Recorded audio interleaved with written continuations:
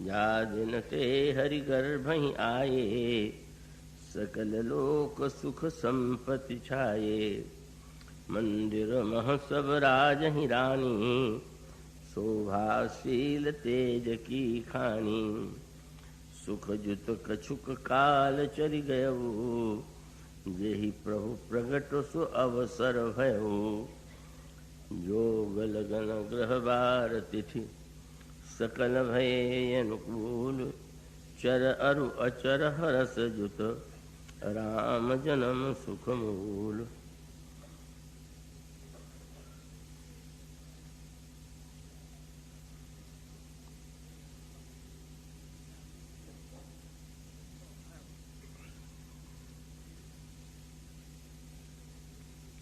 भक्तिमती देवियों, भगवत कथा रसिक महानुभाव, प्रभु श्री रामभद्र के जन्म या प्राकट्य की जो पृष्ठभूमि है वो गोस्वामी जी महाराज ने इन पंक्तियों में व्यक्त किया, प्रकट किया, जो अभी आपके सामने पढ़ी गई। अग्निदेव ने आदेश दिया था इस पायस को सभी रानियों में वितरित किया जाए। महाराज श्री दशरथ ने वितरण किया और उसके पश्चात तीनों ही रानियां गर्भवती हुईं और जिस दिन से प्रभु का आगमन गर्भ में हुआ, सारे संसार में सुख और संपत्ति का साम्राज्य छा गया। और अगली पंक्ति में गोस्वामी जी कहते हैं कि महाराज श्री दशरथ के महल में, भवन में या मंदिर में तीनों रानियां को शोभा और शील तेज की खानी के रूप में विराजमान है। मंदिर में राजहि सब रानी, शोभा शील तेज की खानी। तीनों रानियों के संदर्भ में आपके सामने कल जो चर्चा चली थी, कौशल्या जी ज्ञानमयी हैं, सुमित्रा जी उपासना और भावनाओं से भरी हुई हैं, और महारानी कैकेयी क्रिया की जो तेजस्विता है, ऊर्जा है, उनके चरित्र में विद्यमान है। पर इस पंक्ति में गोस्वामी जी ने एक दूसरा भी रूप प्रस्तुत किया और वह भी हृदयंगम करने योग्य है। तीनों रानियों के संदर्भ में जब तीन शब्दों का प्रयोग किया गया तो उसके पीछे एक विशेष तात्पर्य है।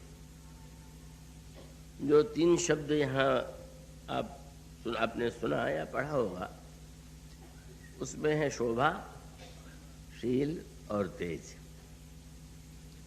सौंदर्य की अभिव्यक्ति के लिए, प्रशंसा के लिए जो शब्द प्रयुक्त होता है वो शोभा है। और स्वभाव के संदर्भ में स्वभाव की मृदुता, कोमलता, इस दृष्टि से जो गुण जीवन में आता है उसे शील कहते हैं। और उसके साथ साथ शील के भी दो प्रकार होते हैं। एक दुर्बल व्यक्ति भी अपने व्यवहार में शील का आचरण करता है, शीलवान जैसा प्रतीत होता है, और वो शीलवान जैसा प्रतीत होता है पर वस्तुतः उसके जीवन में आंतरिक शील नहीं होता। और इसीलिए जो तेज शब्द है वह यह प्रकट करने के लिए है कि शील के पीछे कायरता भी हो सकती है और तेजस्विता भी हो सकती है। जो तेजस्वी होते हुए भी शीलवान, और इसी प्रकार से शोभा के साथ भी तेज शब्द को जोड़ना अपेक्षित है। किसी के सौंदर्य को देख करके लगता है कि हाँ बहुत सुंदर है,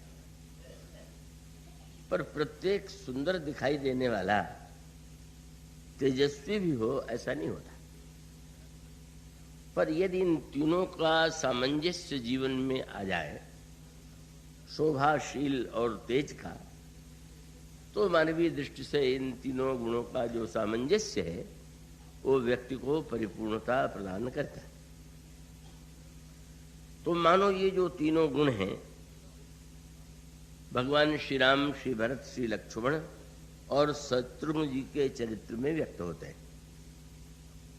और इसलिए अगर इन्हें अलग अलग करके भी देख लें, मान लें, तो यूं कह सकते हैं कि कौशल्या जी शोभा की खानी, महारानी कैकेयी शील की खानी और मां सुमित्रा तेज की खानी।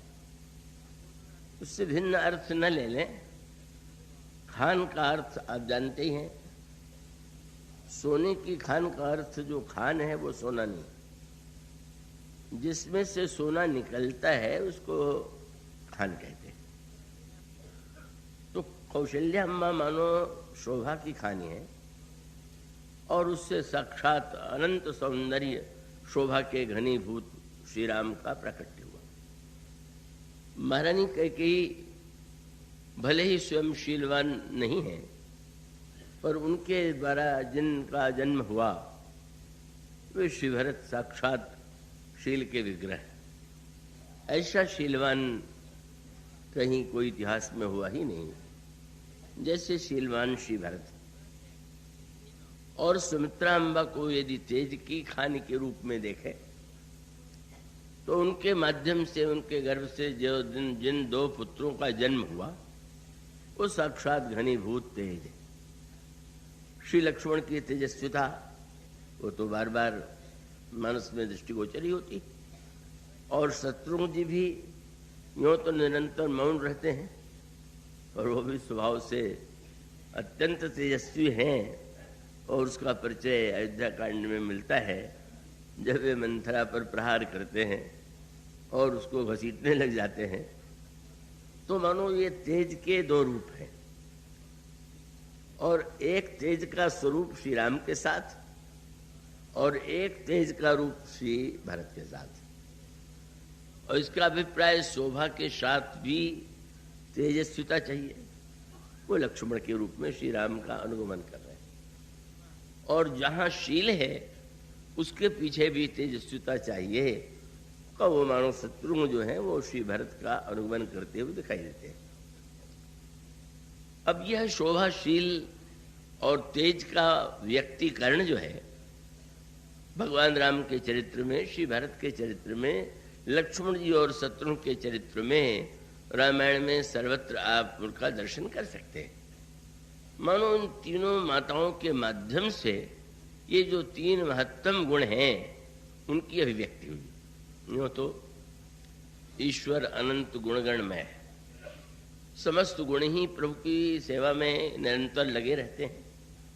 पर इतना होते हुए भी जिन गुणों के द्वारा, जिन गुणों की अभिव्यक्ति समाज में उनके चरित्र में बहुत अधिक अनेक रूपों में दिखाई पड़ी, वो इन तीनों गुणों से ही संबंधित है। इस पर आप थोड़ा विचार करके देखें। इसकी समग्रता जो है, शोभाशील और तेज की समग्रता, यदि एक ही अवसर पर एक ही प्रसंग में आप देखना चाहें तो इसके लिए विदेह नगर, महाराज जनक का जो नगर है, वो उसका साक्षात उन तीनों का दर्शन भगवान राम और लक्ष्मण की जो मिथिला की यात्रा है और उस चरित्र में जिस तरह से तीन घटनाएं घटित होती हैं और उसमें इन तीनों गुणों की अभिव्यक्ति सामने आती है।